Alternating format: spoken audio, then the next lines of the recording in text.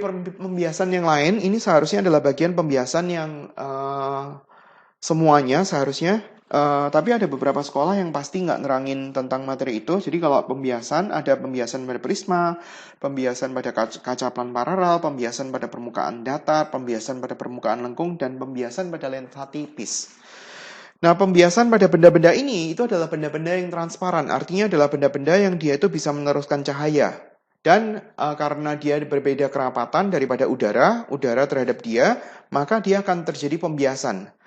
Untuk pembiasan pada kaca plan paralel, dia akan muncul pembiasan yang dia itu sejajar dengan sinar datangnya. Jadi dia akan muncul sinar baru yang sejajar dengan sinar yang lama, tetapi posisinya bergeser. Makanya yang biasanya ditanyain adalah pergeserannya dia berapa. Sementara pada prisma terjadi pembiasan 2 kali. Seperti ini. Jadi pada saat dia itu terjadi pembiasan pada prisma, ada 2 sisi yang mengalami pembiasan. Kalau misalkan kita lihat gambar dari sebelah kiri, berarti ada pembiasan di sisi yang sebelah kiri dan pembiasan di sisi yang di sebelah kanan. Dan ini nanti kita akan belajar lebih lanjut di optik fisik tentang bagian dispersi. Karena pada saat kita masukin cahaya polikromatik, dalam hal ini warna putih, maka cahaya putih ini akan terurai atas warna-warna pelangi. Itu nanti aja tentang dispersi. Tapi sebenarnya ini adalah peristiwa pembiasan pada prisma. Jadi gambar sinarnya seperti ini. Di sini ada satu sinar datang pada permukaan yang sebelah kiri, maksudnya permukaan AB, dan di sini dinamakan sebagai sudut datang karena sinar datang dari medium renggang ke medium yang prisma, dalam hal ini medium rapat, maka seharusnya sinarnya warnanya yang merah yang ini. Tetapi dia nggak jadi belok ke sana, tetapi dia belok ke arah yang lain yang merah yang garisnya lurus. Jadi di sini ada sudut bias untuk permukaan pertama. Nah, sudut bias permukaan pertama ini akan mengenai permukaan kedua, sehingga kita harus bikin garis normal di sini. Terus kemudian sudut antara sinar datang terhadap permukaan kedua dengan garis normal itu adalah sudut datang untuk permukaan 2. Jadi dalam hal ini adalah I2.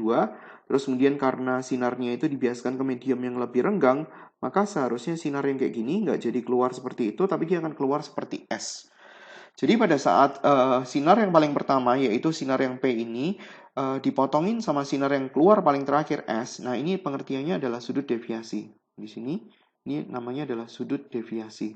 Sudut pembelokan antara sinar datang dengan sinar bias yang paling terakhir di permukaan kedua. Cara ngitungnya gimana? Cara ngitungnya seperti itu, kira-kira gambarannya gini. Jadi di sini dia ada namanya itu sudut pembias prisma. Kalau misalkan ada satu sinar datang ke permukaan satu, katakanlah seperti itu, saya gambar lagi ya. Sebenarnya gambarnya persis sama kayak seperti yang di depan tadi. Ini ada sinar yang keluar, ini sinar datang, dan kita bisa bikin namanya itu garis normal. Di sini kita bisa bikin garis normal untuk permukaan pertama. Jadi sudut antara sinar datang sama garis normal itu adalah sudut datang pada permukaan 1, I1. Biasanya diketahui. Nah, setelah kita tahu I1, karena ini sinar datang dari medium renggang ke medium yang rapat, di sebelah sini rapat, maka sinar akan dibiaskan mendekati normal. Normalnya ini ya, ini normal. Jadi harusnya dia ke sono, jadi normalnya dia akan belok ke sini kira-kira. Jadi kalau misalkan saya gambar, katakanlah sinar biasnya seperti ini. Jadi di sini akan muncul R1. Jadi dalam hal ini kita diketahui R1, tahu I1, terus kemudian dimasukin ke sini, kita akan ketemu R1. Nah, setelah R1 ketemu, kita masukin ke sini, maka kita akan ketemu I2.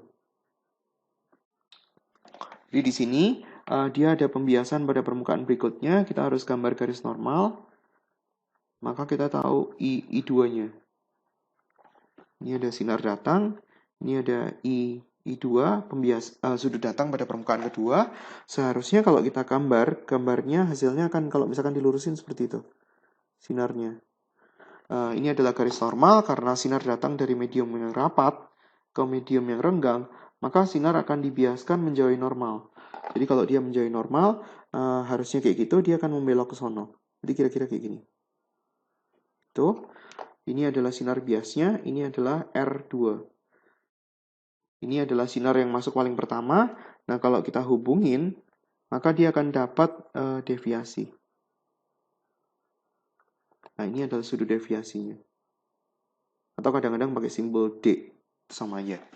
Jadi setelah ketemu I2, kita ketemu I2, I2-nya kita masukin ke situ, maka kita akan ketemu R2. Setelah kita ketemu R2, masukin ke rumus ini, maka kita bisa mendapatkan deviasinya berapa.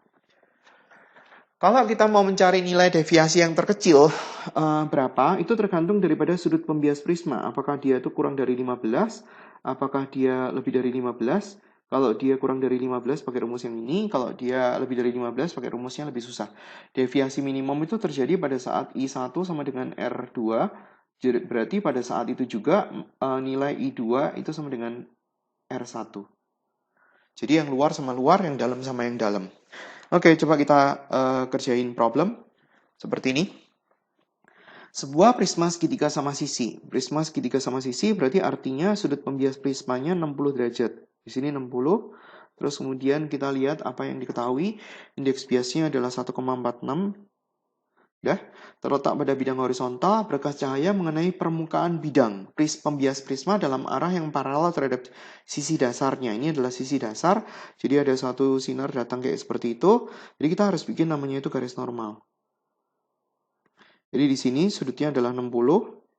Berarti kesimpulannya ini 60 itu sudut di sini. 60 kalau misalkan saya gambar berarti sudutnya di sini adalah 60, ya kan ya? Ini kan sudut, namanya adalah sudut sahadap. Terus kemudian ini 60, ini siku-siku. Siku-siku berarti ini sudutnya 30. Berarti di sini sudutnya 30. Ini adalah I1. Jadi sudut datang di permukaan 1 itu adalah 30.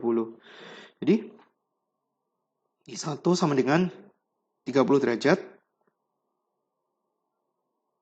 30. Kita cari R1. Caranya adalah sin I1 dibagi sama sin R1 sama dengan indeks bias tujuan 1,46 dibagi indeks bias asal. Kita bisa mendapatkan R1-nya, ini bukan R2 ya, ini R1. Tinggal hitung, dikali silang, berarti sin I1-nya dimasukin, sin 30, hasilnya berapa, terus kemudian dibagi sama 1,46. Terus kemudian kita cari tahu arkesnya. Arkes sin daripada jawaban yang sebelumnya hasilnya adalah 20,03. Saya ambil dua angka di belakang koma ya. 20,03 derajat. Terus kemudian dengan menggunakan sudut pembias prisma yang I2 ditambah sama R1, sudut pembias prismanya tahu, I2-nya kita nggak tahu, R1-nya kita tahu. 20,03, maka kita bisa mendapatkan I2. Berarti 60 dikurangi sama 20,03. Hasilnya adalah 39,97. Tujuan soal mau nyari tahu R2 ya. 39,97 berarti kita ngurusin pembiasan pada permukaan kedua. Berarti sin sudut datang dibagi sin sudut bias sama dengan indeks bias tujuan dibagi indeks bias asal. Jadi kebalikan sama permukaan yang pertama. Jadi kalau kita nyari tahu sin R2-nya sama dengan 1,46 dikali sama sin 39,97. Jadi kita bisa mendapatkan R2-nya.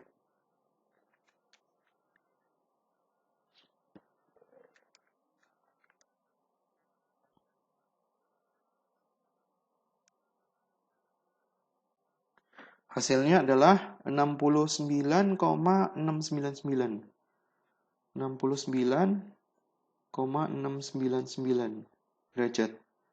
Ini hasilnya agak berbeda dengan sebelumnya. Coba saya kerjain tanpa kalkulatornya saya buletin. Jadi kalau misalkan kita nggak buletin sama sekali, coba dia akan ngefek ke dalam perhitungan atau enggak. Saya coba pakai warna yang berbeda. Saya mulai dari atas ya. Berarti sin I1 itu sin 30 dibagi sama 1,46. Hasilnya berapa? Terus kemudian saya cari tahu arkes sinnya dari jawaban tadi.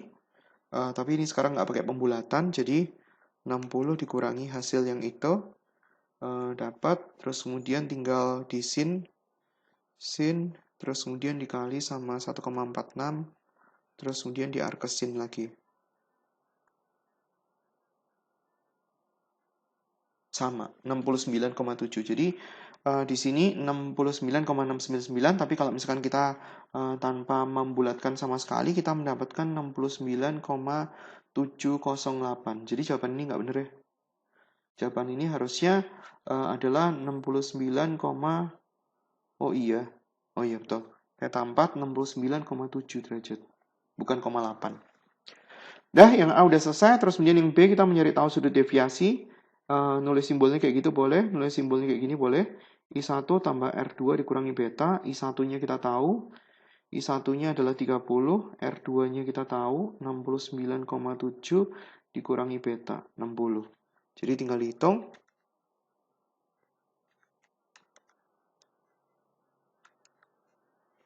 Hasilnya adalah 39,7. Nah, ini juga jawabannya salah. Oke, terus kemudian yang berikutnya, pembiasan pada prisma untuk yang ada deviasi minimumnya. Pada suatu prisma sama sisi yang berada di udara, jadi maksudnya di sini ada prisma dengan sudut pembias 60, dia berada di udara. Datang dengan sudut datang 45, I sama dengan 45 derajat, dan terjadi deviasi minimum, ini adalah I1. Tentukanlah besar deviasi minimum tersebut. Karena sudut pembias prismanya itu adalah indeks bias prisma kita nggak tahu.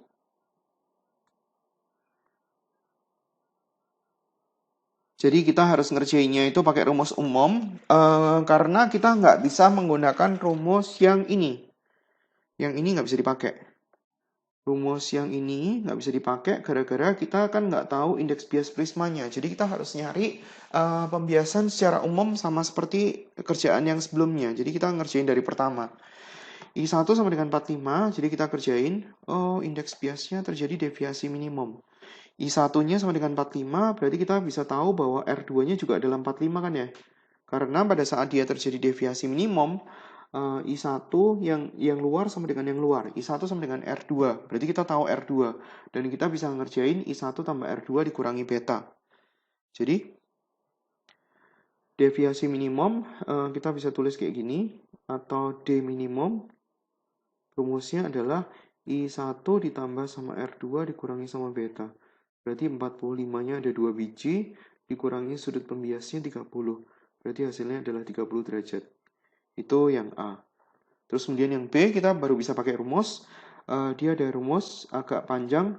Deviasi minimum ditambah sama beta. Kenapa kita pakai rumus ini? Gara-gara sudut pembiasnya lebih dari 15 ya.